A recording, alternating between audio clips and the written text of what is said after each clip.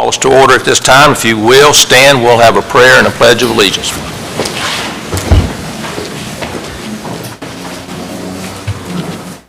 Father, we're thankful to you for the day, for the blessings you've given to all of us. And Father, we thank you for this opportunity for us to be able to serve in this capacity. We just pray your guidance on our meeting tonight. We thank you for this great county we live in, for all that make it a good place to live. And Father, we thank you for our staff and just the work they've put into this meeting. So we give thanks to you. We have much to be thankful for. And so, Father, we just now ask for your guidance in this time. We pray this in the name of Jesus. Amen.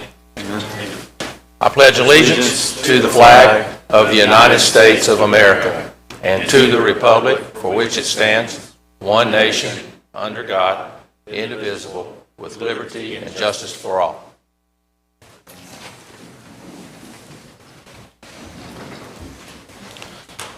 At this time, I'm going to call roll. Daniel Nance. Here. Brandon Bias. Here. Robert Davis. Here. Plumber Tonsmeyer. Jason Paget. Michael Mullick. Here. Greg Seibert. Bill Booyer. Here. Jamie Stradiger. Mike McKenzie. Here. And Rebecca Teal. Here. All right, we have a quorum. All right, at this time, you've each received a copy of the work session minutes and the regular meeting minutes from the September 1st date. Were there any corrections, any changes that need to be made to those? If not, I'd entertain a motion to approve those minutes. Motion to approve. All right. Second. Daniel's made a motion to approve. Who was the second? Second. Bill was the second. All in favor say aye. Aye. Any opposed? Okay. All right, we will get ready to move into our agenda items. At this time, let me just quickly say, hopefully if you have a desire to speak on any item tonight, you have signed in on that out front.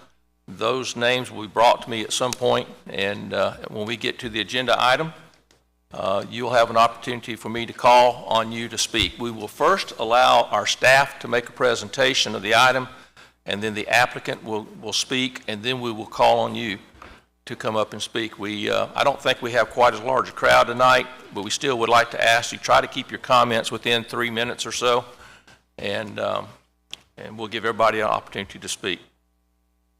I will, at some point on each item, close the public hearing, and when I do, please understand that what that means is when I close the public hearing, you won't be able to speak on that item after I do that. So we'll try to be sure we get your comments before we close. All right. I think that's all I need to cover. We will begin with our first item tonight, which is case TA-22004. This is our text amendments to the Baldwin County zoning ordinance. Mr. King. Thank you, Mr. Chairman. Mr. Chairman, would it be appropriate for us to pause for disclosure on this item? Yes, if I need to disclose any prior communications on this item. None. Just going to leave it with me.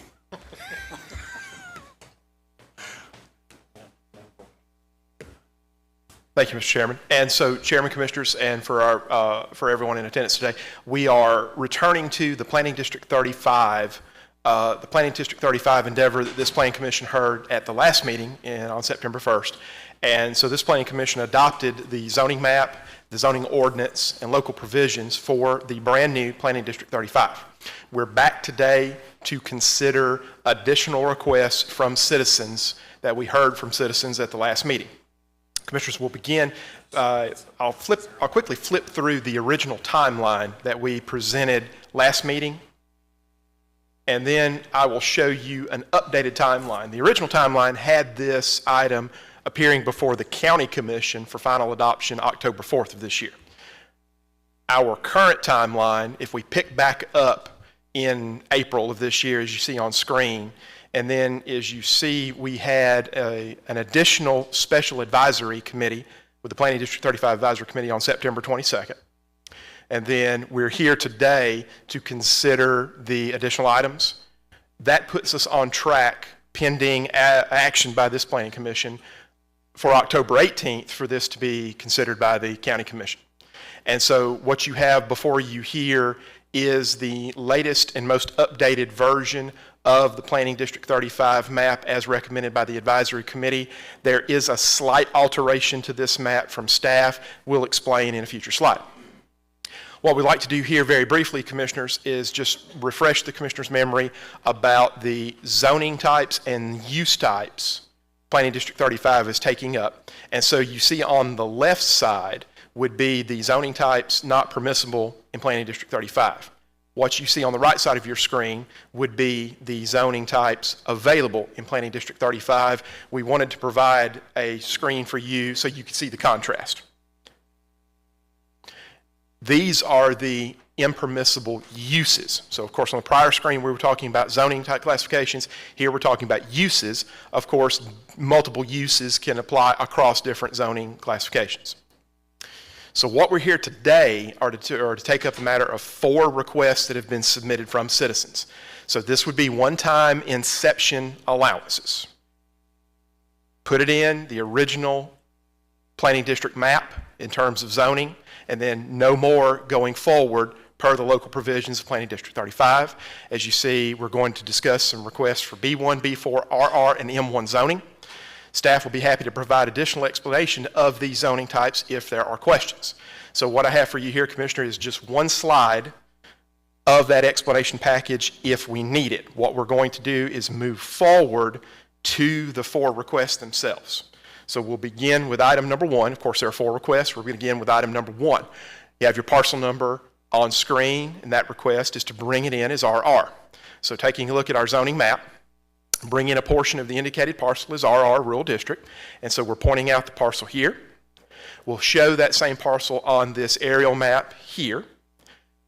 This is a portion of that parcel available in a different aerial image we were able to locate, and what we'll note here that subject property is functioning as an unapproved office warehouse park, and we'll explain that here momentarily. What we'd like to show here, first of all, is this is an abbreviated use table. And what we'll note here is that in RR zoning, a mini warehouse or an office warehouse is an allowable use subject to commission site plan approval. So focusing in a little bit more detail on the property here, so we'll point out Keller Road, we'll point out County Road 10, we'll point out the property itself, we'll put a border around the property. A brief background on the office part we talked about earlier. This has been investigated by the code enforcement team within planning and zoning. And there are 3 or more units functioning on the property, and the short story would be to cure that potential violation would be the plan unit development process through the subdivision regulations. We expect that by the time that plan unit development application comes in, that this property will be zoned, so therefore it will also trigger the commission site plan as you saw earlier on the use table. Staff supports RR zoning on this property so long as the owner successfully brings in the property into conformity with the subdivision regulations, which also require the commission site plan as we talked about. We do advise the owner that certain changes to that approved PUD, when that process carries out, could possibly require a new commission site plan approval in the future. So that's information for that property owner to keep in mind. Commissioners, I have a series of slides as well if we need them for discussing compatibilities in non-conformities created by a brand new zoning district.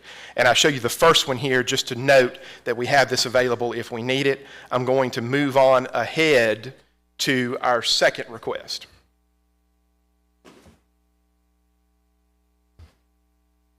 So we're going to move on ahead to our second request. So number 2, and you see the various parcels listed, and bringing all of those in as RR, or a portion of one of the parcels in the same list as B1. So the staff recommendation is going to be approval of RR in lieu of B1. Staff is happy to provide an explanation of the B1 request if it's necessary to explain that. We'll focus on RR in terms of what we're about to present. So again, back to our zoning map, and indicate the 2 indicated parcels as RR Rural District, pointing them out right there. And we'll mark them both for you since it's actually 2 parcels, one north, south, the other. Staff does support RR zoning on this property. Virtually all the uses, not necessarily all of them, but virtually all of them in RR zoning require the commission site plan approval. It's an automatic requirement. And of course, similar to the last one, we're advising the owner, certain uses within RR zoning are dependent upon that commission site plan approval process if that use is not allowable by right. So moving on to request 3. We have the listed parcels there in item number 3, bringing them in as RA. So back to our zoning map. Now, the correspondence we received from that property owner is from that series of property owners is that desire is to bring them in as RA because that is an allowable use within RA for a mini warehouse. So we've outlined the property right there. Again, we'll show you on the aerial image and outline it because it's 4 different parcels. Back to the use table very briefly here so commissioners can see that RA is allowable use within RA zoning, but again, dependent upon commission site plan approval. And so we marked the property and talked about the mini warehouses that we've mentioned previously. It's allowable in RA, but not by right. So that staff supports the RA zoning, given that, again, the commission site plan approval is required. But there's no guarantee the commission site plan would be approved. They have to go through the approval process if they're desired to put that use on that property.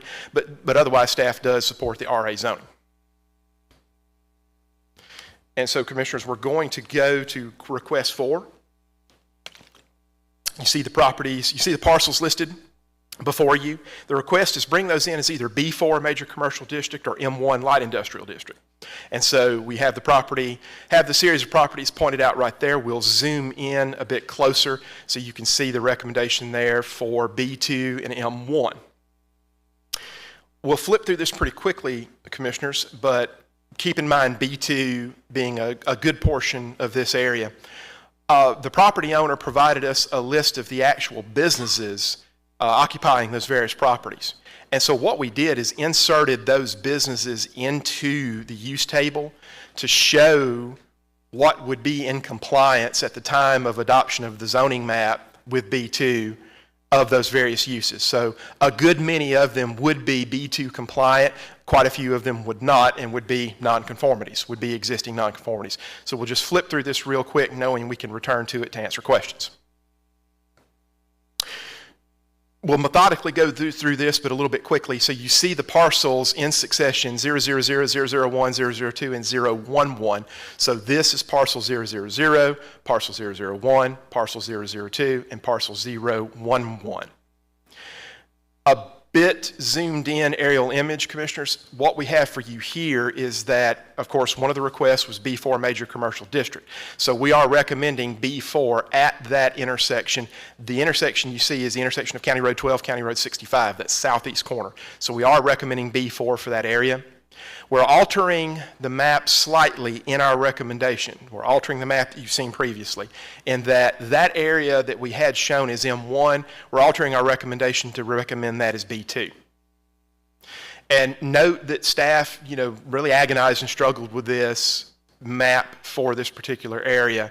Ultimately, where we arrived is that we recognize this is a growing residential area, and we're anticipating the conversion of use to more residential type and residential supporting commercial areas. And ultimately, that's where we landed at in making the recommendations you see there. You see the uses up in place in the existing corner, and we recognize as this area continues to grow residentially that some of those uses may very well transform.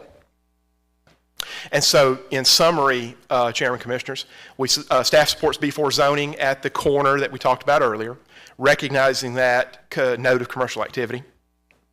And we marked it there in red for you. We don't support B4 zoning or M1 zoning in any other areas other than what you've seen on the map previously.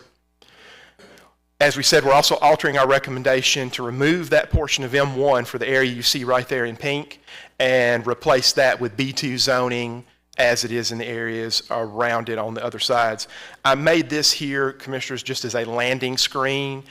This was the final slide that we had from the slideshow presentation last time. With that, Commissioners, I will turn it back over to you, Mr. Chairman, to answer questions on behalf of staff. Okay. Any questions for staff? Members of the Planning Commission? On any of these requests? Buford, on request number 3, the initial recommendation was for RSF1, is that correct? let me go back to that, Commissioner. Let's go back to request number 3.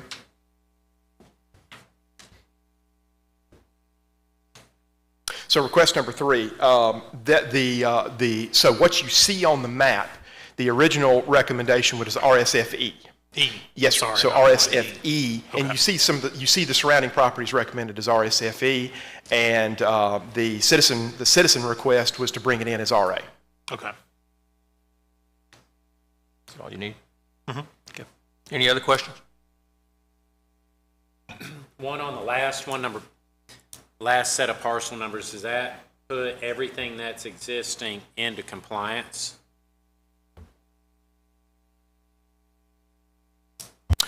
Okay, Commissioner, do I have the screen up there, and can you direct me to because there's multiple parcels here, can you direct me to the parcel that you're requesting? That last one that you had highlighted in pink, you're changing to B2, but that and that whole block, everything between M1 and B2 brings everything into conforming or conformity. It will, so what I've put up here on screen just as an example is that, so not all, but a great many of those uses within that B2 area will comply with B2 based upon our research. Not all, but a great many. Those that you see in light yellow would be conforming if that was adopted today.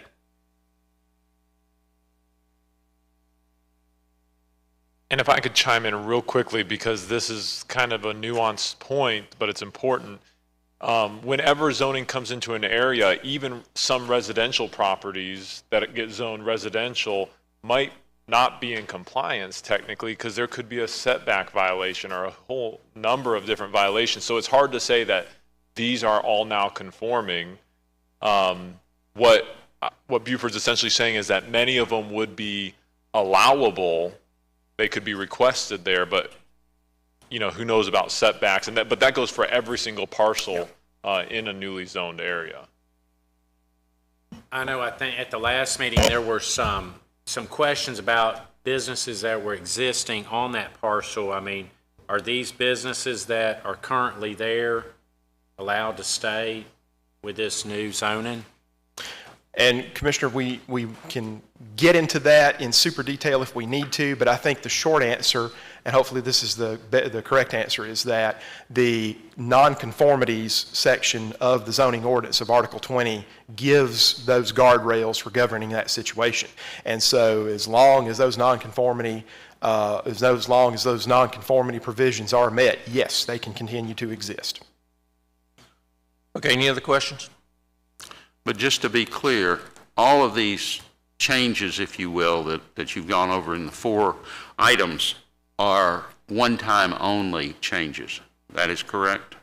So this is so we talked about at the very beginning, so this would be the inception, because in some of the zoning classifications and some of the uses would not be permissible going forward due to the local provisions of Planning District 35. So this is the one chance to get it, is at the very beginning.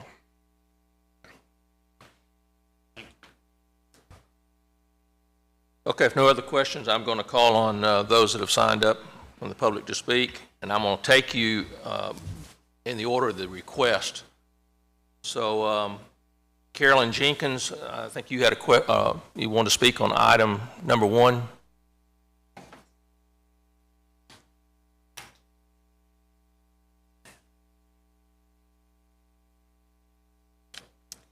I'm Carolyn Jenkins.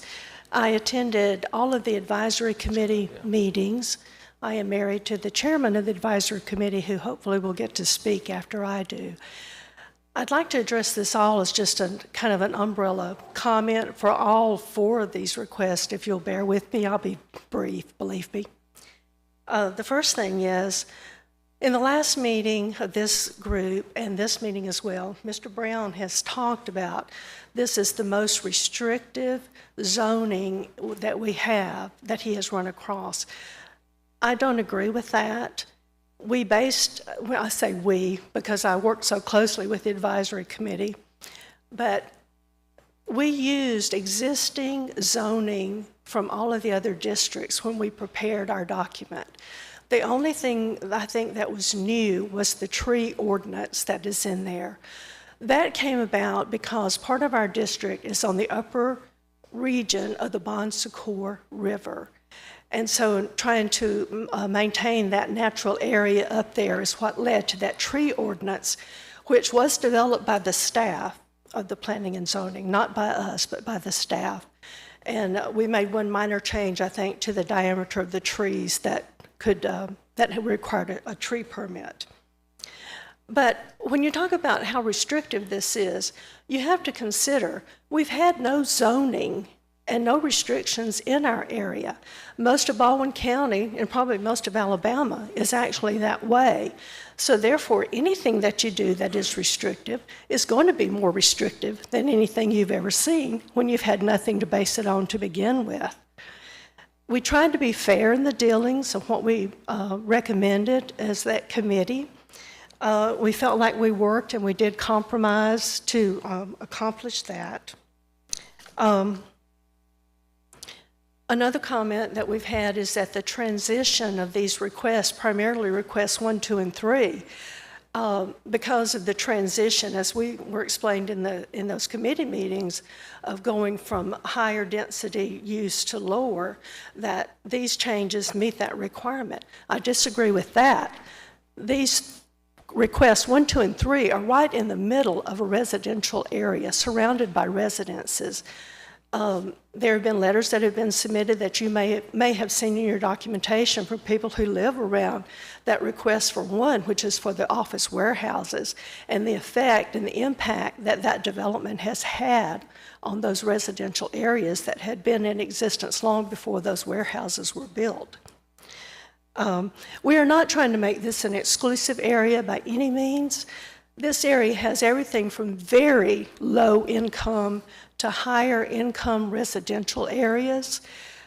We have a variety of businesses already, although technically they're not within our district. They're along Highway 59, which abuts right up to us. Anyone driving through there would think it's part of our district, and also at County Road 65 and 12.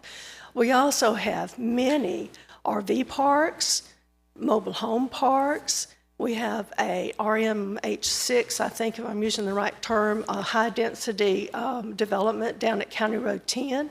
We have a new townhome area that's going up at County Road 12. So we are not exclusive by any means.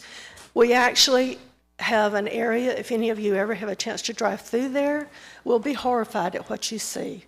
We have a lot of crime in that area.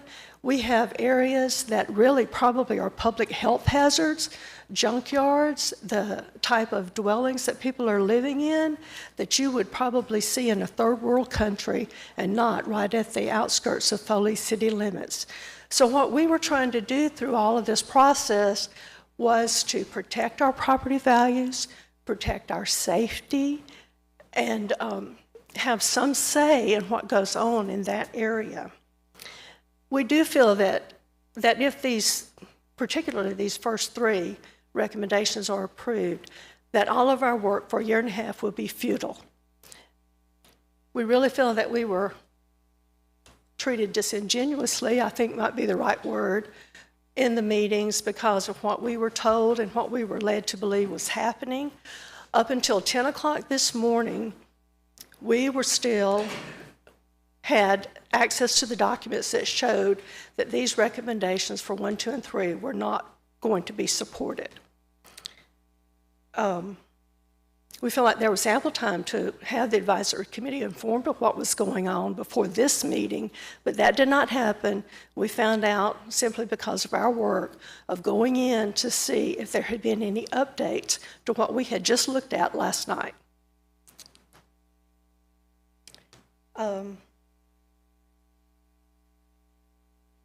And I think that's all that I had to say. I thank you for your time, and thank you for your consideration. Okay. Thank you. And then I have Bill Jenkins. Like you wanted to speak on maybe the same first 3 requests. Same first 3 requests, pretty much. The warehouse area down at 10, they showed a nice picture of 2 of the buildings. There's 5 buildings there now. One it could be completed now, or they may got to put doors on it. But they're continuing to move forward. Much of the work we did in that area and talking with the homeowners, the folks that live there close to it, all told us no more warehouses. There's problems with lights and noise and all the questions. I mean, you've heard all those same things before. But they asked us, as we did the work, to try and make sure that they stop some of that work, and that's what we're doing. The warehouse, people who own the warehouses off of 10, you travel down a small road that goes between houses to get to their area. So everybody that goes in and out of that warehouses passes between residences. If you'll see that on the map, I don't, Beaver can show y'all in a little bit, but so when you think about what they want to do there to make it so that they can continue to grow, that's a good thing for a lot of people, but you got to think about they're right there. There's residences all around them that would prefer to have a little bit quieter environment. The area just north of where they're at, where the folks want to add that property and sell it to them, is to build more of those same warehouses. Right now, it's all treed. Right now, it's probably one of the lowest spots in our district. Our district, by the way, is about 2 square miles, in case you want to get that in perspective of how big it is. But right north of there, if they put in more of them, there's less places for the water runoff to go to. If it's already low and you build warehouses up, where's the water going to go but back into the residences? It's just the way it works. Anyway, the concern about adding more warehouses is based on the change from RA to RR zoning. RR zoning, and the reason why we didn't pick that for any of them is because it allows so much more uses. Even though we limited the uses in the write-up that we have there, they're in RR zoning. If they're there and they're permitted, or if they have to be through site approval, they'll probably be requested and it'll be coming back before you. So as you look, make your decision. Not any one person is right. That's the reason why they have a board, so you guys can talk it over. But I appreciate your consideration, your time that you'd look at this carefully before you make your final call. Okay. Thanks. Thank you, sir. All right, Narisa Nelson, do you want to speak on request number 4?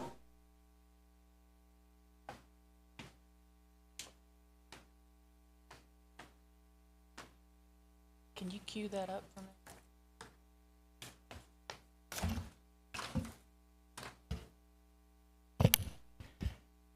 Good afternoon.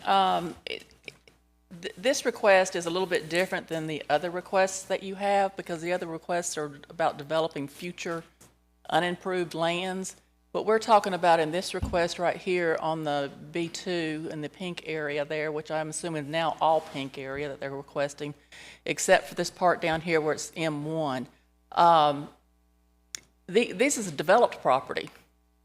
We gave the staff a list of the last 10 years worth of renters, and this is renters too. These are not businesses that I own. These are buildings that I own, but the people rent them. So basically out of this entire list, could you flip over to that too, please, your requested use list, that right there?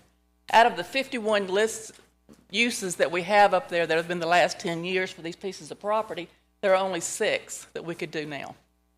So if my car dealership moves out that's selling used cars, unless a car dealership moves back into that very same building, a car dealership can't move back over there. These are properties too that have been existing since about 1983. So I don't know how conforming they are to anything. As far as zoning or that kind of thing, even building codes or anything else. I don't know how conforming they would be. But so anybody around this piece of property has moved to this piece of property. The properties at can you bring up the satellite view or aerial made row front? Yeah, that one right there. The properties up, believe it. All of this property, all the way to. Can you move that? Okay. Can you move that?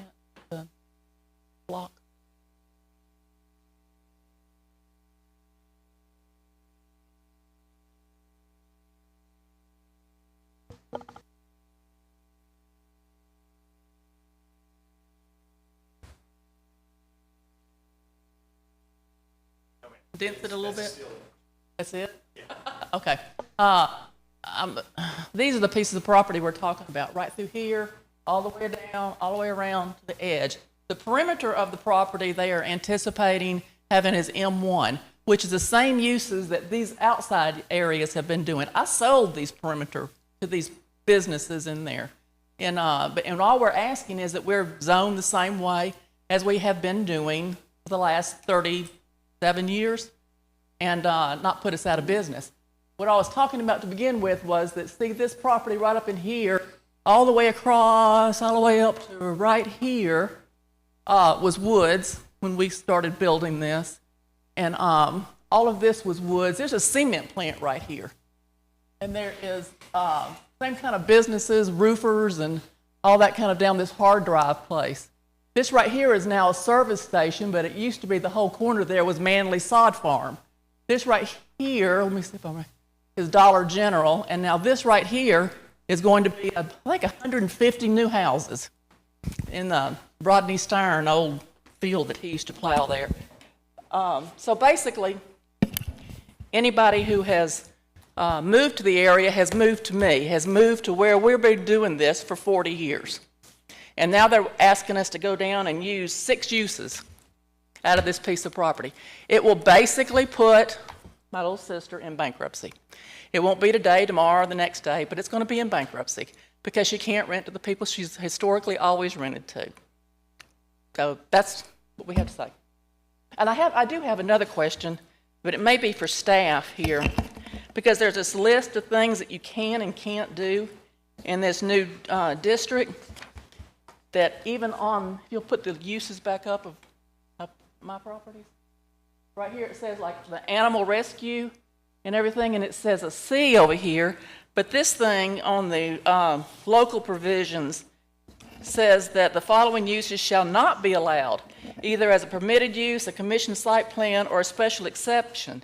And one of those is animal clinic and kennels.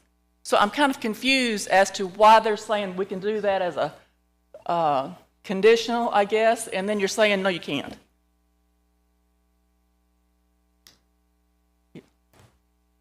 Can one of the staff members want to address that? So, Mr. Chairman, thank you.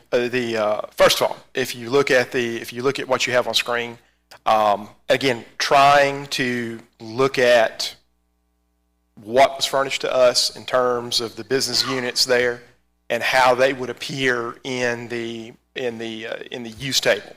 And so, by my count, there's either 20 or 21. I did a quick count of those listed in here that fall into B2 zoning. And I'll fall back to it, of course, is that obviously it would be unconstitutional to put zoning on top of an existing use and try to render it unusable. That won't pass muster anywhere, I wouldn't think, and we have 2 attorneys in the room here today. That would fall under Article 20 of the zoning ordinance, and again, as we mentioned earlier, that the nonconformity requirements would require, and so if those nonconforming standards are followed, that use can function. There's a provision in there, and we won't get into the specific details. If a use is damaged by a certain amount, it can be repaired and put back into use. If it's damaged by a certain amount, then it can't be repaired and put back to use. So there's a system in place for that when zoning goes in on top of existing uses. I'm sorry, you didn't answer my question. My question was, if the animal clinic that I have currently on this piece of property ceases to exist and moves away, and I don't know, let's see what there are allowed in this. That use would go away. That's, in brief, that's an example of a use that would go away. Yeah, completely, even though you say that it's conditional on this piece of thing, this thing. That's not correct. If it ceased for a year, it would have to go away for a year and be out of use for a year. But it would also have to be another animal clinic going into that building. So if I had a shoe salesman go into that building and then move out, then we couldn't put an animal clinic back in there. That's correct. So we wouldn't be able to use our properties the way we've been using these properties for the last 40 years. And so if he's talking about that this is unconstitutional, then so be it. Because we've been using these properties for the last 37 years in this consistent manner. And now we're asking that we be allowed to continue to use these properties in this manner. If you look at M1 over here, which is what we're asking for, the M1, all of our things, basically except one, is permitted. So that's what we want. We want M1 so that we can continue. Also, the little corner thing that you're, I think you were changing that to B3? B4. B4? Yes, That's very nice of you, because the highway department has just contacted us that they're going to condemn that piece of property, so. That's all. Okay. Donnie Cleveland?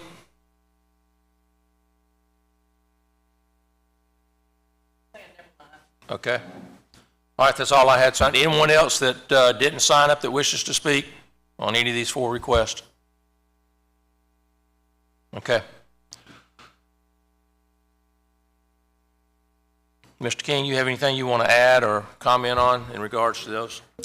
No, sir, other than when we get ready to take these items up, I think Mr. Brown was saying it might be beneficial that we go back to each request and possibly consider them one at a time. We will. Okay. Okay. All right, does any planning commission members have any other questions that may have come up since we've heard from the public?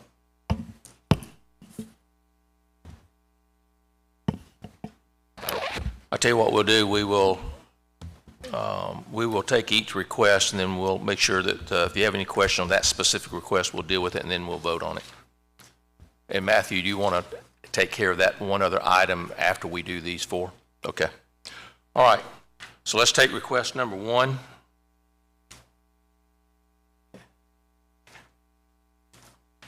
We'll entertain a motion on this. And I have a question. This is on where the 4 or 5 warehouses exist currently. that's correct.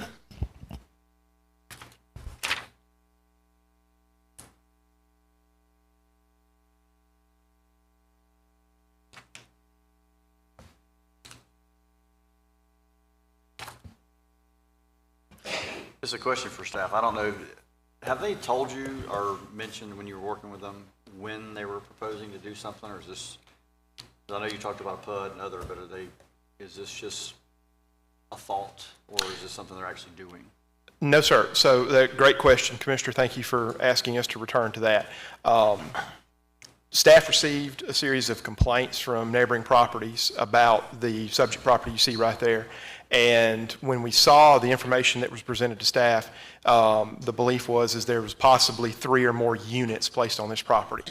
And of course, in county language, that is a planned unit development when you have 3 or more units. So the code enforcement officers visited the site, and what they found and what we believe to be is that this facility right here is functioning more of an office warehouse park. So just to elaborate very briefly on that, we have a typical warehouse that we see over and over again is your mini warehouse, storage facilities. This is a bit more robust, and you notice in there you see you have roll-up doors and man doors. And so what the code enforcement officers noticed is it appeared there were multiple businesses operating in each of those. So that way they would have an office facility and a storage facility.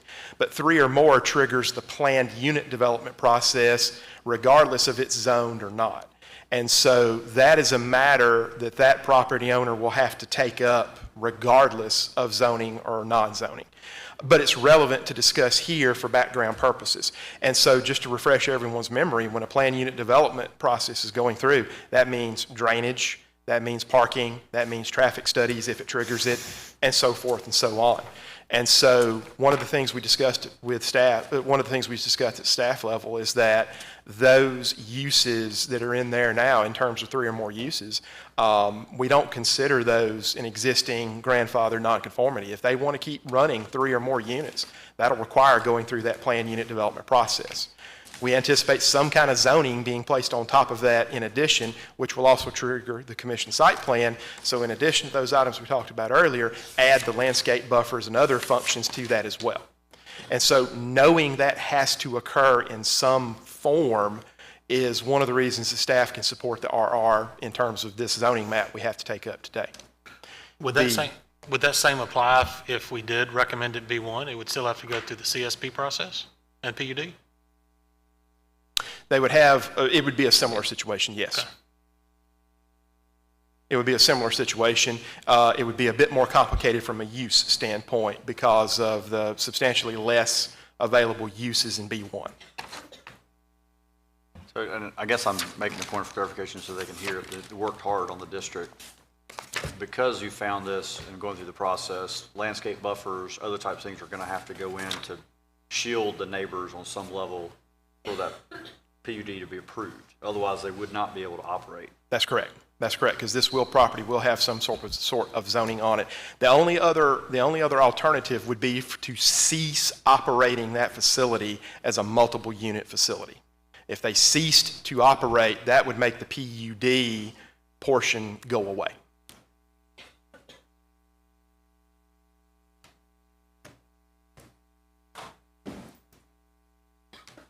Any other questions?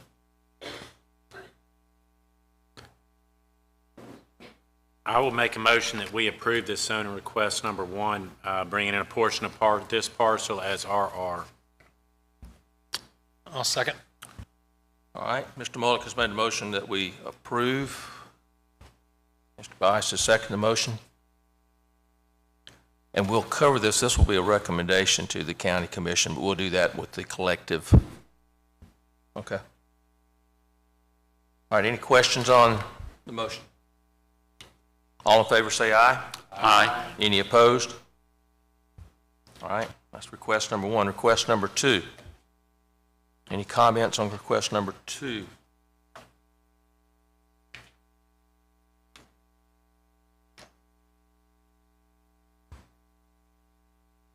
So I do have a question on, you got 2 parcels. One of the comments was about access being through or on a neighborhood road. Since we've just made a recommendation on the other, is there a different access point? They're not utilizing this vacant property currently, correct? Commissioner, and I'm trying to get you an aerial image here. Okay, if you look, and I'm sorry I don't have a good aerial image here for you, both of those parcels are under common ownership. Both of those parcels are under common ownership, and so whatever future project they may have would trigger CSP or PUD as appropriate. And so they would have to take that up when and if a future project came back before us for consideration. Buford, it's hard to tell on the aerial map, but is that a platted right-of-way or county right-of-way that runs along the east side of all those properties? And so, Commissioner, what you have there, it is an unimproved, unopened right-of-way. And I do not know the full history, but what I can tell you is that Power South Electric Cooperative has a transmission line running through there. Okay. And so it's a very narrow, unopened, undeveloped right-of-way, and I apologize not having a full history on it. It would be a bit challenging to turn that into a traditional roadway.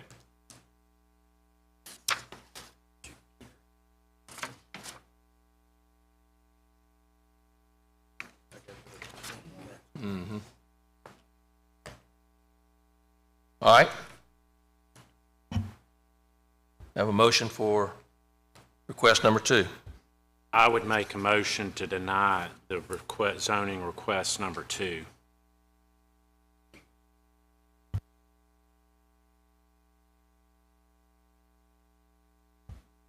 Okay. Mr. Mullis made a motion to deny this particular request. I'll second. Mr. Bice has seconded the motion. Any questions or comments on this motion? All in favor say aye. Aye. Any opposed? No. All right, we'll have to do a roll call. Mr. McKenzie? Let's wait, I want to be sure we're clear. All right, your vote, if your yes is for the motion, it is a denial. If you say no, then you're not agreeing with the motion to deny. So is that right, Mike? You saying no? No. Okay. Mr. Davis? No. Mr. Bias? Yes. Mr. Nance? No. Mr. Boer? No. Ms. Teal? Yes. And Mr. Mullick? Yes. So we have, the motion failed, 4 noes, 3 yes. Okay.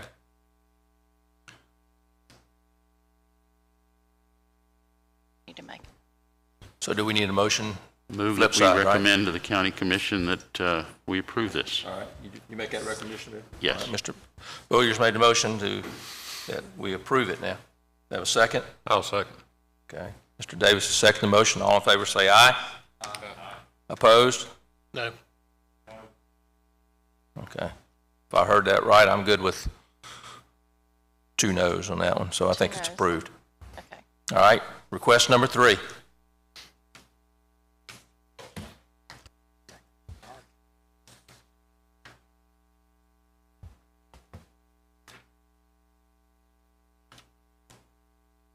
Any questions or comments on 3? If not, I'll entertain a motion. Just to clarify, this is family, but a separate owner, correct? I'm sorry, sir? This is, you said this was family, but it's a separate owner. Yes, sir. My understanding is that these are there are multiple parcels by different family members of the same family.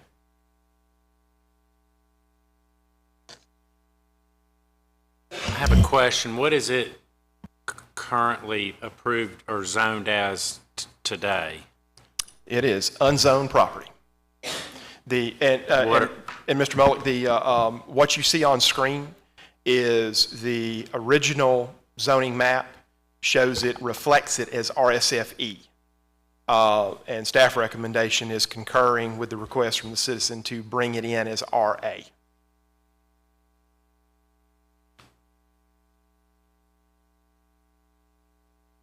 I'll make a motion that we recommend denial. Okay, Mr. Bice has made a motion to recommend denial. Do I have a second? I'll second. Mr. Nance, second the motion. Any questions, comments on that? All right, so this is a motion to deny this request. All in favor say aye. Aye. Any opposed? Okay. Request number 4.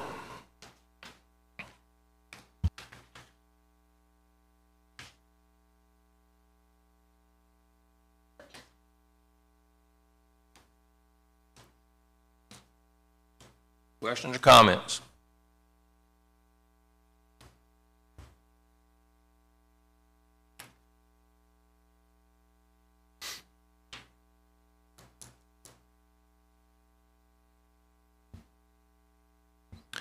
All right, I entertain a motion. Motion we approve. Okay, Mr. Nance made a motion that we approve this request as presented by staff. Any second?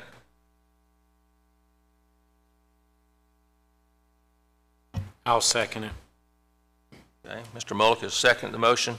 This is to approve this request. Any questions? Mr. Chairman,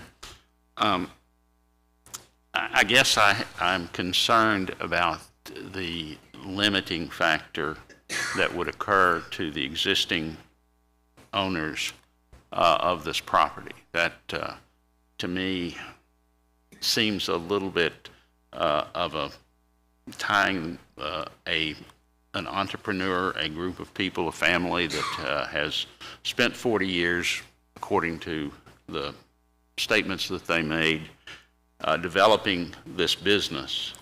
And to reduce that, to me, seems to be a little bit unneighborly. How about that?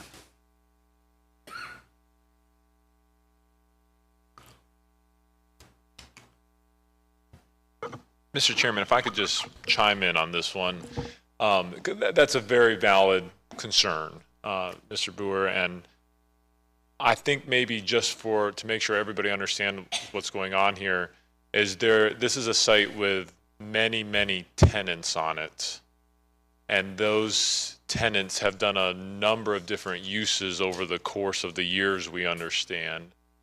I'm not sure if they even have a valid subdivision, actually, for the fact that there are multiple units on some of these lots. I don't know that we've even looked into that, quite frankly. That doesn't have anything to do with zoning. It has to do with our subdivision regulations. But as long as they don't abandon their use, they get to continue to utilize that forever into the future. We see this in every single new zoning district. There are a large number of non-conforming or grandfathered uses that come in. The big concern a lot of people have, they say, well, what if a hurricane destroys my building? Listen, that does happen sometimes, but it happens a lot less than maybe folks think in terms of it impacting the grandfathered use. A lot of times there's roof damage or something, but it's rare that it's more than 50% such that it actually impacts their non-conforming status.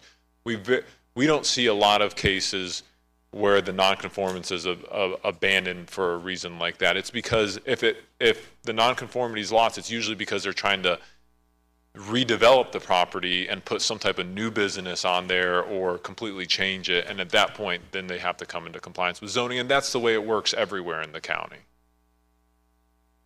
Yeah. No, ma'am. All right, so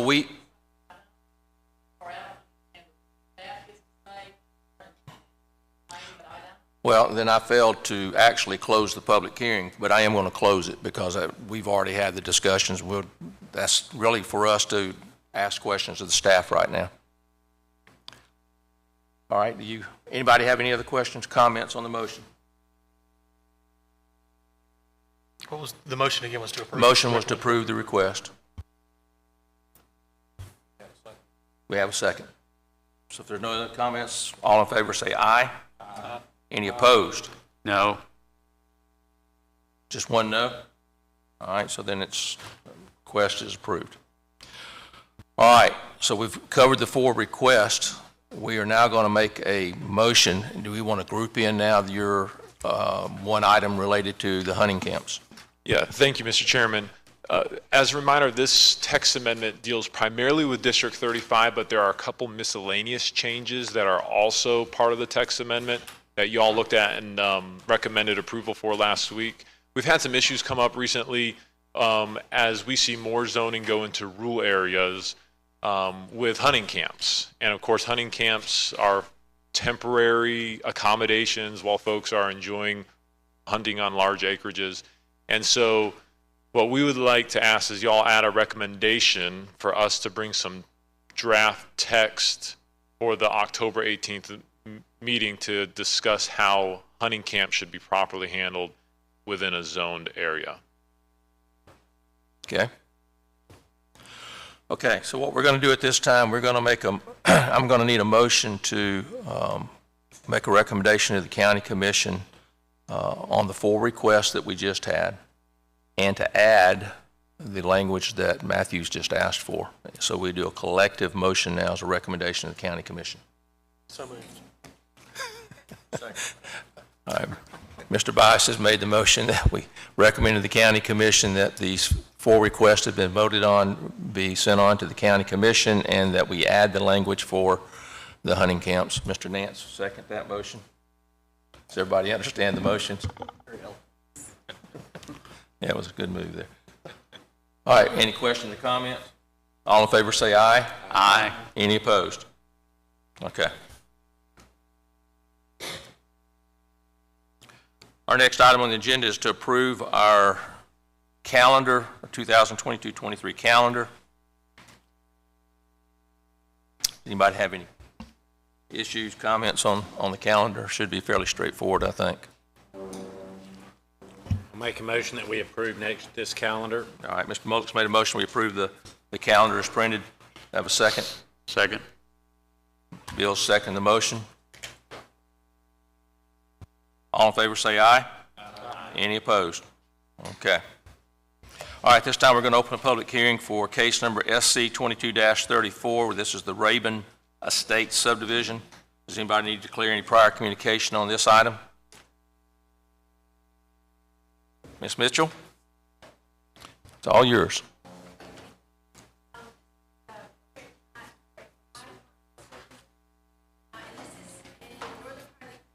Miles, northeast of Bay Minette in Plain District 2, which is unzoned. There is no traffic study or drainage required because these are all very large lot subdivisions and no new roads. So this shows you the acreage. So lots 1 through 4 all around 20 acres, and lot 5 is 36. And then there's a required 60-foot private ingress egress easement. Let me see, it's timberland. There was a wetland report done, Jason Prescott, and he found no jurisdictional wetlands, and that was also verified by Ashley Campbell. No hydric soils or hydric vegetation, so the staff recommends approval. Okay. Does anybody have any questions for staff? Okay. We had 2 people signed up in opposition, Amelia Smith. And Mr. Chairman, while that citizen's coming up, we did also receive a letter of opposition this afternoon via email. I don't know if y'all got a chance to see that. Okay.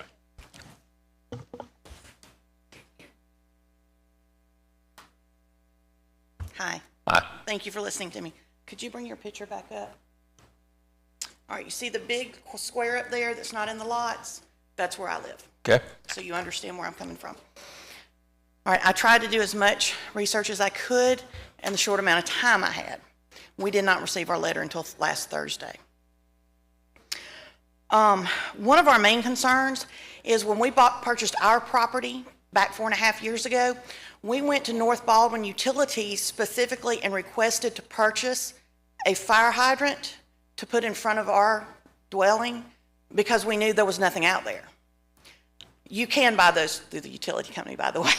They're about back then it was $2,200. Everything was fine, we agreed to it. When they looked it up, Paul Road only has a 3-inch water main. You must have a 6-inch minimum water main, and they recommend an 8-inch water main for a fire hydrant. We already have very poor water pressure. So you're wanting to bring 5 more families in on what we already don't have. Now, while I would love to tell you I don't want this, because I don't, I understand that this property belongs to someone else, and they should have the right to do with it what they want. But I think we also need to look at the citizens who are already there and make sure we're not putting any undue consequences on top of them. Maybe we need some more infrastructure brought in. Maybe they need to fix our water lines. The second thing I have a concern about is we have a nice car collection. And there was another home on Paul Road that did burn down, and they were pulling everything off of it, and as they were dragging everything off, mud, debris, everything along the road. We couldn't get our cars down the road. Which brings us to the third thing. This is an easement that y'all are saying all they have to have is an easement to get to the lots, not a road. If it's just an easement, basically that means you go between these 2 lines and that's your road. If they're going in there with large equipment, they're going in there with large trucks, they're going to be dragging out debris, they're going to be eroding that. If it was even a dirt road, you're going to have a base to that, and you're going to have it fixed to where you're not going to have the erosion of just a piece of property running in there. Some questions that I did have, and like I said, I apologize, I don't know how all this runs, so maybe you can answer this for me once I sit back down. They're going to be 20-acre plus lots. At a further date, are they going to be allowed to make these lots even smaller? In other words, take 1 lot and turn it into another 5 lots? Not without coming back to this group. They would have to make a presentation. Well, actually, they'd have to make a presentation to the staff because they'll have to go through engineering, and it'd be an entirely different type submittal than this, depending on the number of lots they're talking about, and ultimately would be an application that this group would review. Okay. On the lots that are there, these 20-acre lots, those are large lots, is it going to be just a 1-family dwelling, or are they going to allow to put multiple dwellings so multiple families would be allowed to be on 1 lot? As the sites are presented, it'd be 1 family per lot. Okay. Correct, staff? Because because this is unzoned, you can have up to 2 dwellings on it per lot. Okay, so we're looking at, rather than 5 families, we could be putting 10 families in there on our 3-inch water main. Back to the road. Are we gonna, I mean, how do we make sure they're clearing the road of mud and debris when these buildings clearings are taking place? Engineering staff on there, you want to take that? Sure. Right now, there's no specific development plan associated with this, other than the fact that they're dividing up these parcels. Because this is unzoned, which does give you a lot of ability to do what you want to do with your property, other than subdivide it into smaller lots, there will not be much regulation in terms of what happens, as long as they're not impacting wetlands. And as long as they're not impacting a county right-of-way directly. If they do something that negatively impacts a county right-of-way and a county maintained road, that can certainly be referred to the highway department, and then they would get involved at that point. Okay, because I know we were not able to get our cars out until the rain came and started washing some stuff away. You know, and that's going to happen. Okay, that's going to happen. The last thing being the way the property was surveyed and assessed. We keep our lawns manicured. I have clover done. We have a 0 turn. And if you look at our property, a good portion of it is manicured. I mean, you can tell it. The surveyor never once came to us and said, hey, I need to access your property. Okay. The property in question has multiple access points from the road, from 2 roads. But they decided to drive their truck on my beautiful manicured border.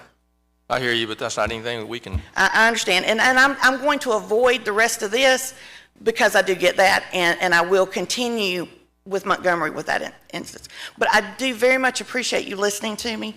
Like I said, I would like to be opposed, but I do understand it's somebody's property. All I'm asking, protect us, get us some infrastructure in there, kind of help the citizens out. Okay. Thank you. Thank you, ma'am. Nina Lambeth? Okay. That's all I had signed up. Was there anyone else that didn't sign up that wanted to speak on this item? Okay. Any comments from staff that needs to be added? Any questions for staff from Planning Commission? I'm going to close the public hearing then.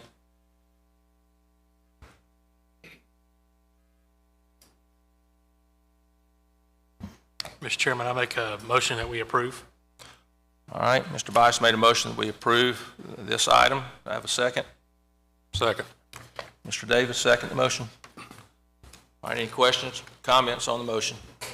I just make one comment that we clarify for citizens that the Planning Commission has no ability or wherefore to do piping, highway improvement, the rest. It's not this board's responsibility or ability to do that. So the county commission where this will go, or the other, or where you would go with that for the county department. Matthew may expand on this, but. Well, and let me just highlight, this is such a unique subdivision because it's a large acre subdivision, which means if all lots over 20 acres, the requirements are very small. Now, Yeah. if they were to divide this further, we do have utility requirements and things like that in that situation, but not for one of these large acre subdivisions. So it's a great point.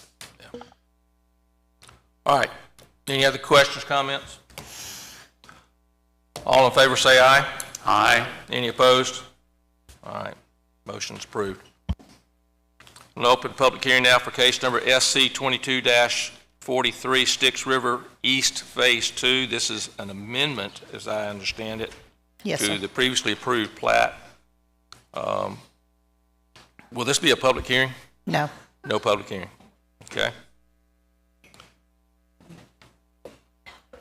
Ms. Booth?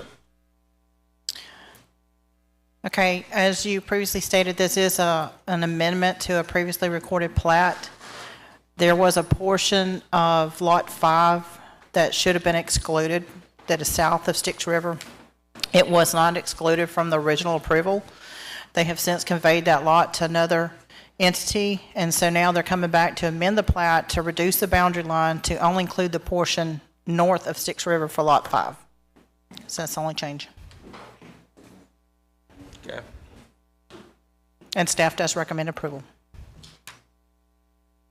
Is that a section line, by the way, that runs north and south to the west side of that? My reason I for, would have to get the surveyor to double confirm that for me. I guess my reason for asking that, are they not required to then join? I mean, it almost sounds like an illegal subdivision was done, but are they not required to join that to the adjacent property? Or is it going to be able to be allowed to exist as a standalone parcel? So they did, you hit the nail on the head. That would be an illegal subdivision, except that they were able to do an exemption. And but they failed to remove it from their plat after doing an exemption. Okay. So they're just cleaning that up at this point. Okay. All right. That's very simple then. Any other questions for staff on this? I entertain a motion then. Move its approval. Is that Bill? Yes. Okay, Bill made a motion that we approve the request. Have a second? Mr. Nance. All right, any questions on that? All in favor say aye. Aye. Any opposed?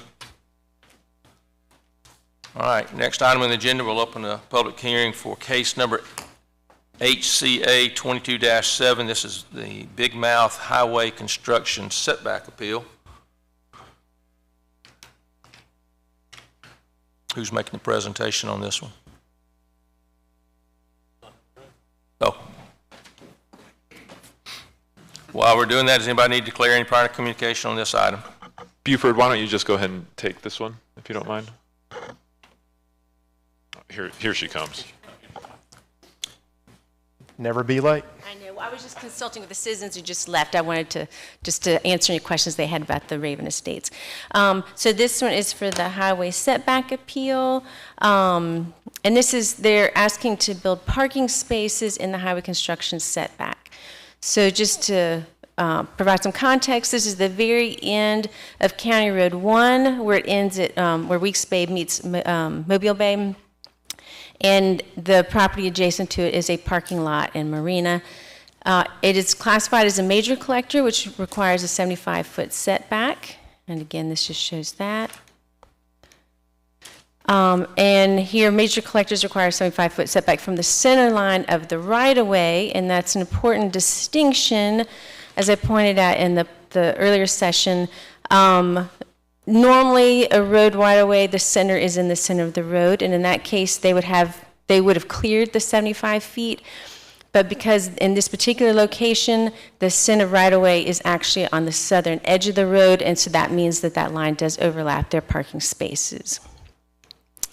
So Tyler Mitchell, the Highway Department, said due to the location of the site at the end of County Road 1 where no extension or expansion is anticipated, the Highway Department has no objection to this highway setback appeal. And so we are recommending approval, again, because the road is not likely to be widened. And these are parking spaces and not a building, so if there were something to come, if they're in the site plan review process, they would still have some flexibility to move that. And again, if it is approved, it applies only to this subject parcel. This is not, and does not in any way change our rules and regulations regarding highway setbacks. Okay. Any questions for staff? And you mentioned that's restricted to just parking spots, correct? Yes, sir. Okay. And they are required parking spots in that overflow, and so technically those are not supposed to be in the setback, but they are parking spots and not a building. We just want to make sure that they would come back with a permanent structure and then. Right, well, that certainly would not be allowed. And again, wanna- because they're parking spots, there's a little more flexibility. They come back and want to put a bridge over Big Mouth. at some Right. point. I actually do want to clarify that. You're asking a great question there. So is this appeal specific to allowing only parking spots Yes. within the setback? Only parking. Now, sorry, I don't know how to control the buttons here. Yes, if you look at, I'll go back to the larger one. So the building is here to the south, and that is just parking there along the road. I think my recommendation here would be that y'all, if that's a concern, that you make the motion to approve it only to allow, because they're not necessarily obligated to follow this site plan at this point. This is a preliminary site plan. So if that's a concern, just add that to your motion. I would say that we need to do that. Okay. Okay, any other questions for staff? How do I go forward? Okay. And turn on your microphone there. I'm sorry. Can you clarify why this specific site is, the right-of-way is not being measured from the center of the road? That would be an excellent question for Tyler. I mean, I think the question is, where do you measure the highway construction setback? And the state says it's from the center of right-of-way, which typically your roadway ends up in the center of your right-of-way. In this case, it did not. So that is the reason there. And I'm trying to get back to the aerial. There is like a little canal kind of thing above it. Sorry, I'm not good at... well, actually, I don't have the aerial in this one, it looks like. But if you look on this one, you can kind of tell there's a little channel that runs along the road to the north. So it might be because of that little channel for the water that they just couldn't put the right-of-way where you normally would, and so they just shifted it farther south. Okay. Thank you. Mm-hmm. All right.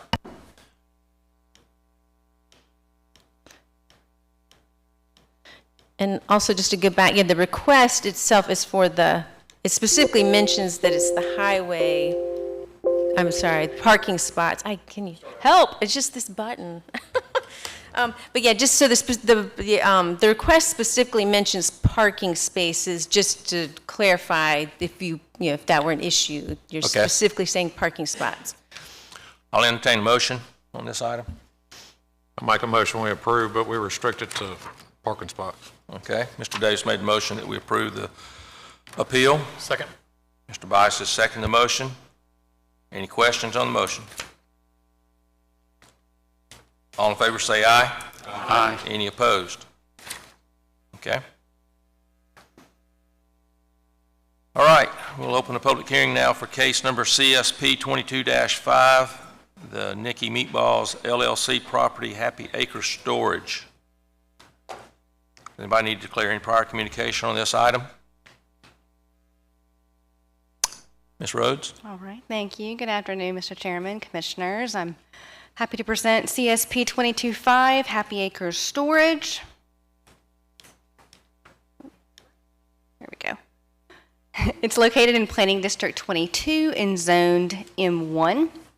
It's located on US 98 in Alberta. The applicant is Lieb Engineering and the owner is Nicky Meatballs. The applicant's request is to construct 3 pole barns that total 21,900 square feet, and they'll be using these pole barns for boat and RV storage. This is the locator and site map.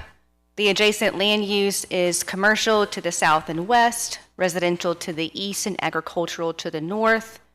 Most of the zoning is M1, except to the north we have RA. Some property images.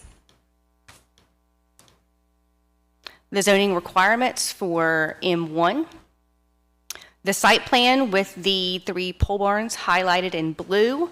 The additional information is a total of 22 20 by 10 parking spaces. These are the floor plans and elevations for the 3 pole barns.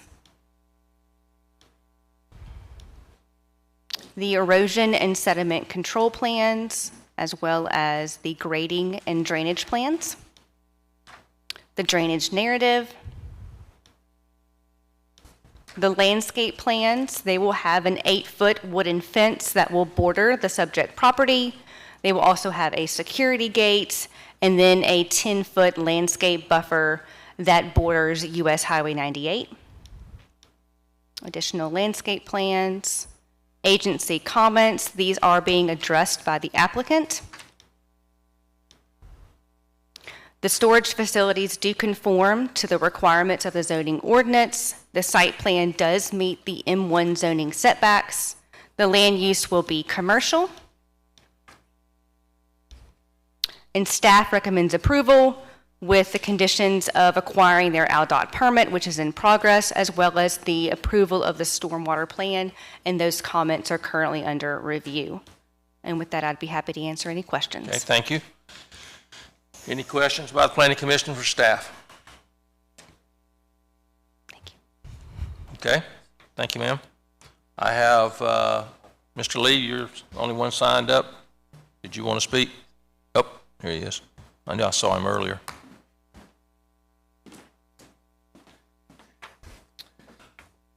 Good evening, Commissioners. I'm just here to answer any questions if you have any. Okay, does anybody have any questions? Mr. Lee? I think you made the long walk for nothing. Actually, I have one question.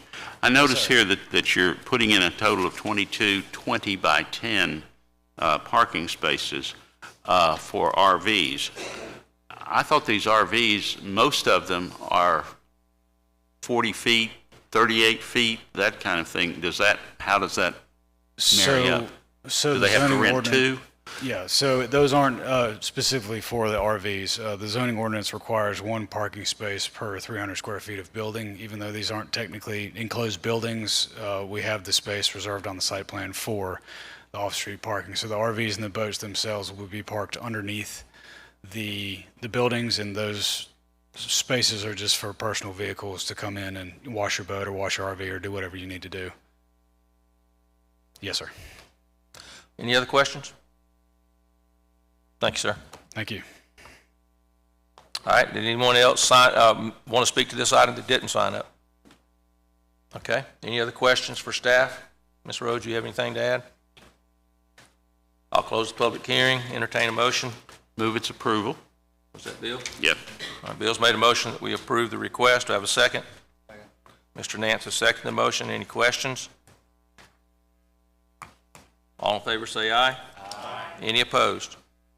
All right, that's motion's approved. All right, open public hearing now for case number CSP 22-19, the Bobby property, Sunset Storage. Does anybody need to declare any prior communication on this item? There are none. Mr. King? Thank you, Mr. Chairman. Good afternoon again. And so we have Sunset Storage for your consideration, Commissioners. And we'll get into the details, and I'll try to be brief, Commissioner. As you see, there is a typo on this introductory screen that I'll correct on another screen. There are 49 units, and this is near the Lillian community. What I'd call your attention to here, Commissioners, in the basic site plan information is, again, this slide is correct in terms of 49 units. There may be boat and RV storage occurring on this site as well. And you see the basic property information right there, that it's in Planning District 22, zoned RA, and as we've discussed ad nauseum today, where many warehouses are an allowable use in that area. I'll show you the zoning map of that area. Forgive the slight discoloration right there. That is RA zoning for subject property. Aerial image of the overall site. We're showing you here the area to be developed that is requested you today is 6.75 acres. We zoomed in a bit more right there. Here's a view of the subject property.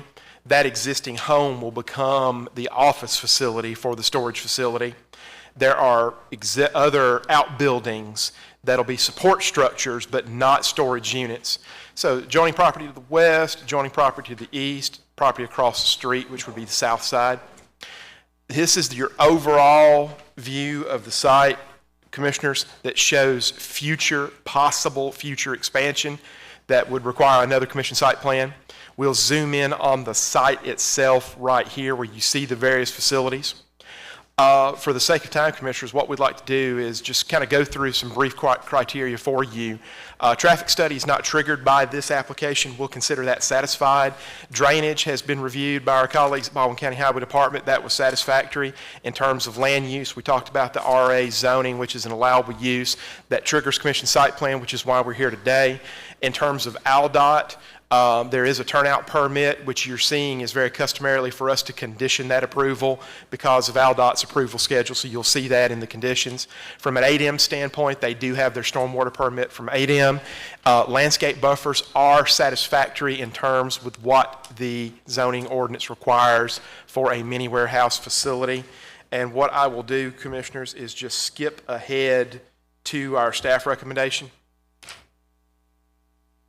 And we're going to condition, as we mentioned, the ALDOT turnout permit. We'll condition that as condition 1. But know that ALDOT is in receipt of that, and that review is occurring as we speak. This is basically a standard condition about the Planning Commission's ability to alter that 180-day time period of approval. for the issuance of a building permit. Just a reminder, and we condition that here, any expansion of the proposed structures shall necessitate approval by this planning commission. So we're just underscoring that this is 49 units, and that we're noting that just because the master plan does contemplate additional units in the future. And commissioners, I think you may see this in future recommendations when we have these mini warehouse units. What we're memorializing here is that this is a mini warehouse approval, and that if there is some type of effort to convert these to other uses, that would require another appearance before this planning commission if that use was allowable due to zoning. Land disturbance permit is required, and then just memorializing the closeout requirements for the as-built drawings that we have to have. We like to memorialize that so that way the applicant is getting this correspondence. With that, commissioners, I am happy to answer any questions based upon staff. Mr. Bobie with Dewberry Engineers, as the engineer of record, is with us here today to answer questions on behalf of the applicant. Okay. Any questions by the Planning Commission for staff? Okay. Thank you, sir. I have first signed up Bobby Thomas.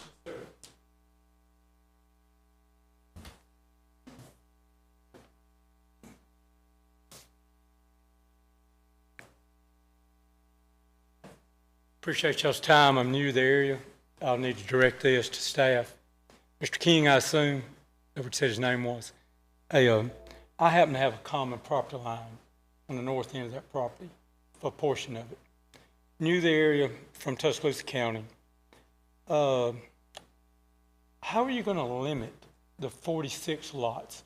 Because I read it, you have the landscape buffer on the east and the south. The parcel is not fenced. Are they going to fence this 6.75 acres in? And I'll tell you the reason why. A friend of mine 35 years ago in Tuscaloosa, Vic did the same thing. We're close friends. He's passed. They approved him for X number of lots, not the units. You make more money on the RVs and all storage and the boats for Lake Tuscaloosa. He utilized more than what was approved. So I have witnessed this and know how this can happen. How are you going to control the 46 is what I found online when I looked. You mentioned 49 a moment ago. How will you do that? First question. And Mr. Chairman, I can answer those one by one if you'd like. Yeah. This commission site plan approval is approving 49 mini warehouse units, no more. If there is a desire to increase that number of units, the applicant has to come back before this planning commission and request that increase. And Mr. Chairman, I'll go ahead and answer a previous question. We didn't go over it in great detail for the sake of time, but yeah, the required perimeter fencing is shown in the site plans, and so thus would be required.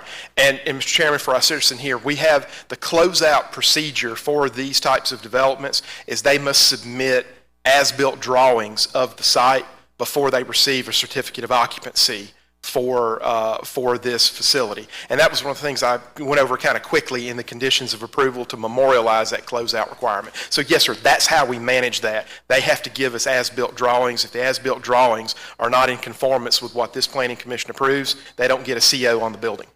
All right. So once you approve the CO and it's theirs, they don't fully utilize, the drawing doesn't utilize all the available property to park a vehicle. Because when I looked online, it claimed there's 46 boat and RV parking lots outside of the 3 buildings that are 12,000 square foot each. That's the way this letter spelled it out also. Y'all sent me last week. I just want to make sure that this thing doesn't morph without coming back to you for, there's going to be 70 acres left. I have a common line. We just bought this in June. Just moved down here in May on Hillcrest in Alberta. I have every intentions on building a house in the next year on the property that's adjacent to it.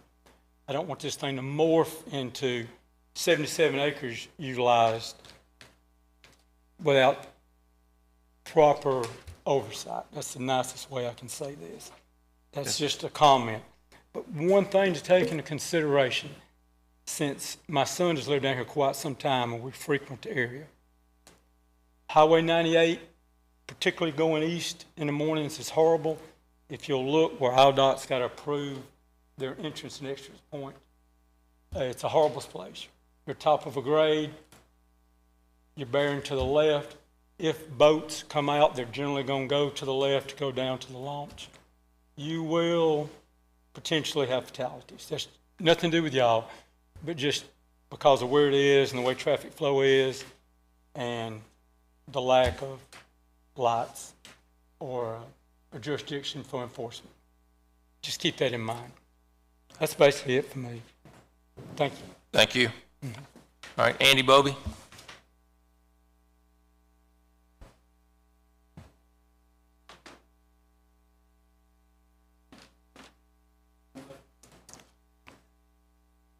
Good evening. Thank you for the opportunity to speak. The subject property is 77 acres. Currently, that north portion, Mr. Thomas had mentioned, we have a wetland line there that there's roughly 17 acres that's wetlands on that north line, that there's nothing proposed to ever happen there at this point. Also, there was reference to the access point. We have submitted to ALDOT. We were required to do a traffic study through ALDOT. That process is in approval right now. They haven't released it yet, but that's going to be a condition of approval for us to move forward. Okay. I'll try and answer any other questions. Any questions, Mr. Bobie? Okay. Thank you, sir. Thank you. That's all we had signed up. Was there anyone else that did not sign up on this item? I'll make sure everybody gets opportunity. All right. No one? Mr. Chairman, if I could chime in very quickly, I know y'all are seeing these mini warehouses in RA property, and staff probably would not recommend approval of a mini warehouse like this in RA property if it weren't for its proximity to the, we'll call it the greater Lillian area, if that makes sense. So I don't want the public viewing this to think, wow, they're just approving all these mini warehouses in the middle of RA property. It's because of its proximity to Lillian itself. Okay. Thank you, Matthew. All right. Any other comments from staff? And just very quickly, just very briefly, Mr. Chairman, and thanks to Matthew for bringing that up. We didn't cover this in the presentation, and we're not covering it right now, but just to reassure the Planning Commission that that type of usage is contemplated in the zoning ordinance for these types of facilities, and that's what I've placed on screen right here, so that way you have all of that text in your staff recommendation. Okay. And if we are using this as a basis of denial, on any future application, we would go through that in great detail during this presentation. Thank you, sir. I'm going to close the public hearing, and I'll entertain a motion. Motion approved. Mr. Nance made a motion. We approve this item. Second. Bill seconded the motion. Any comments? All in favor say aye. Aye. Any opposed? Motion's approved. All right, last agenda item, we'll open the public hearing for case number CSP 22-22, the Coastal Church property. Does anybody need to declare any prior communication on this item? Ms. Rhodes? Okay, all right, thank you. This is CSP 2222 Coastal Church. It's in Planning District 15 and zoned RA. The subject property is located on County Road 64 in the Daphne area. The applicant is Lieb Engineering, who's here on behalf of the owner, Coastal Church. The request is to allow for the construction of a classroom building and a walkway that will total 10,412 square feet. As you can see, the subject property on the locator and site map.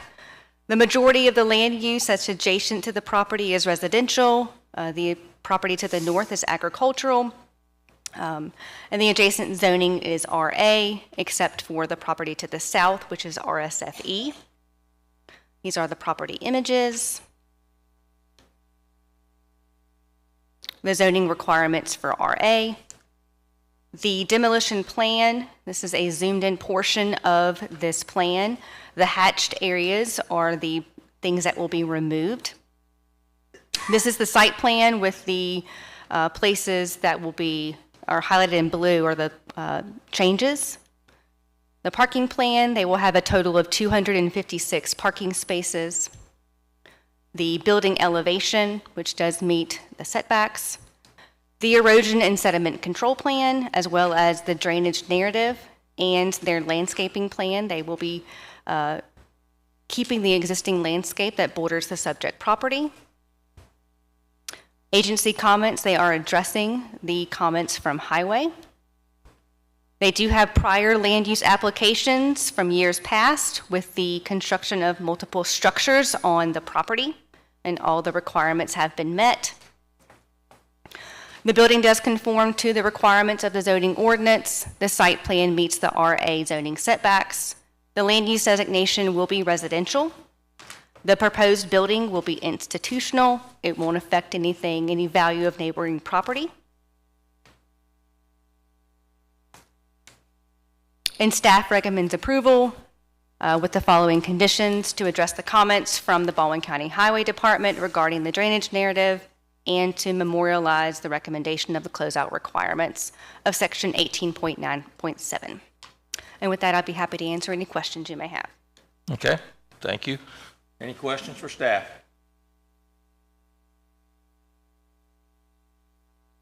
Okay. All right, so I have about 5 people, plus we had a couple of letters all in favor. Unless you guys are just aching to get up here and say something, I think let's have somebody. She wants to speak. Okay.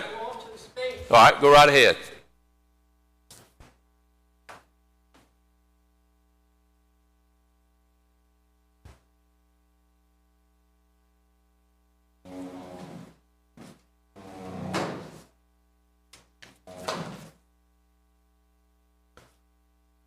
Please give us your name, please. My name is Louisa Toller. I'm an adjacent property owner. I am speaking in favor of this expansion of the church.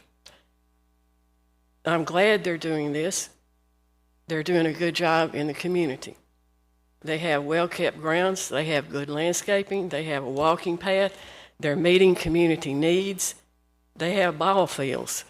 They're doing a lot of positive things. However, with the expansion, I have some concerns about the light pollution. Currently, we have a problem. So when this new building comes in, how is it going to be lighted? Are the lights going to be pointing down, or are they going to be like the rest of the lights that are there now?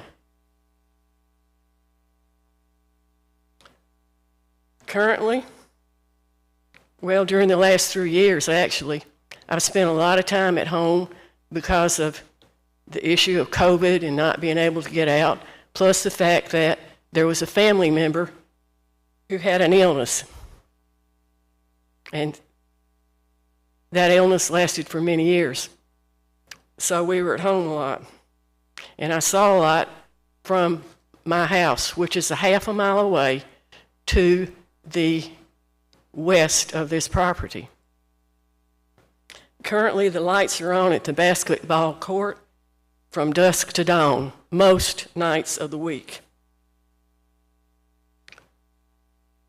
Another thing, I don't know who's playing basketball out there at 11 o'clock, 12 o'clock, 1 o'clock, 2 o'clock in the morning.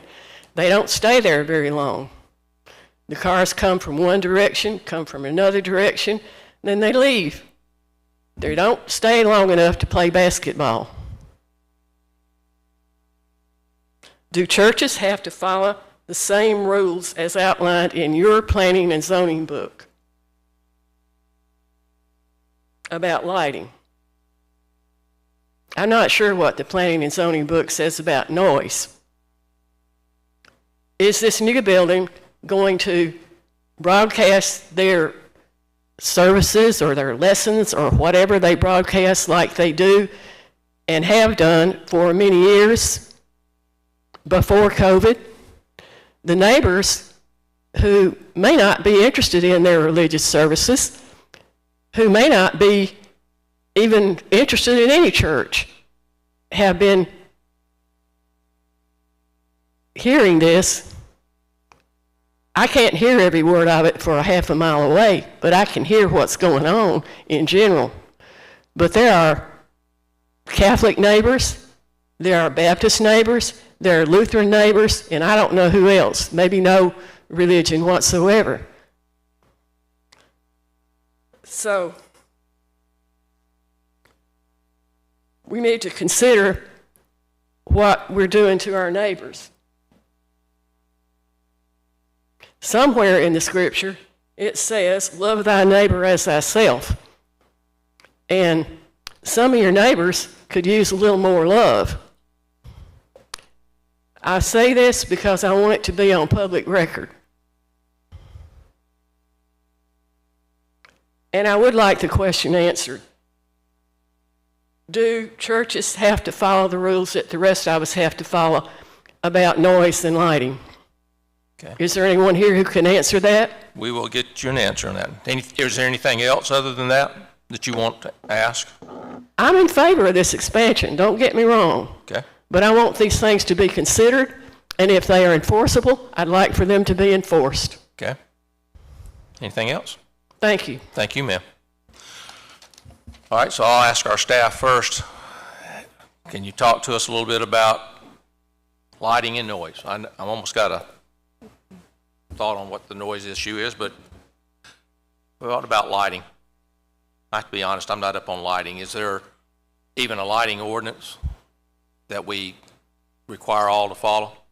They should be following any type of lighting that's listed in the zoning ordinance for their particular district or zone. Mr. Chairman, I'll chime in here very quickly. So lighting and noise is briefly addressed, I believe, in the B2, 3, and 4 zoning categories, which I don't think this is zoned that. And the one area where religious institutions are unique is that they're allowed in any zoning category. So that kind of creates one unique aspect of them. However, this is a commission site plan approval process. And the reason this process exists is understanding that larger uses have questions about noise and lighting and things of that nature. So through this commission site plan approval process, that is something that can be considered by this commission through that process. Are there some special considerations that need to be made along those lines? Okay. So do we have a representative from the church that can speak?